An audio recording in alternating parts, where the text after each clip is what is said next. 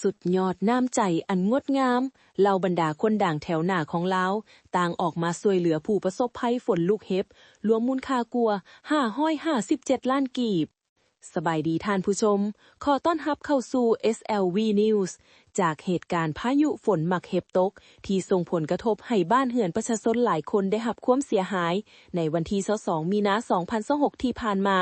ในเวลานี้บรรดาผู้มีชื่อเสียงทางสังคมออนไลน์ได้พร้อมใจกันออกมาแสดงความเสียใจ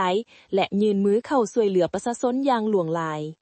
เริ่มจากทานวินหรือวินวิลเลียมส์ได้ช่วยเหลือบริจาคให้ประชาชนเป็นจำนวนเงิน200ล้านกีบทางด้านทานหมอนิดหรือดรนิดก็ได้บริจาคช่วยเหลือพ่อแม่ประชาชนเป็นจำนวนเงิน100ล้านกีบซึ่งจะแบ่งเป็นการช่วยเหลือ5ล้านกีบต่อครัวเรือนนอกจากนี้ยังมีนางพ่อใจหรือเจ้นางพ่อใจที่ได้ร่วมช่วยเหลือจำนวนเงิน111ล้านกีบทางด้านทานเคลลี่หรืออยากงามบ่ายเคลลี่เน็ตไอดอลชื่อดังก็ได้ลงพื้นที่ตัวจริงเพื่อช่วยเหลือพร้อมมอบปัจจัยอีกกว่า50ล้านกีบและอีกหนึ่งทานก็คือเจ้น้อมจู่กำปงที่พร้อมลงพื้นที่มอบอุปกรณ์ช่วยเหลือที่จำเป็นมูลค่ากว่า96ล้านกีบรวมการช่วยเหลือจากน้ำใจคนดังในครั้งนี้มีมูลค่าสูงถึง557ล้านกีบ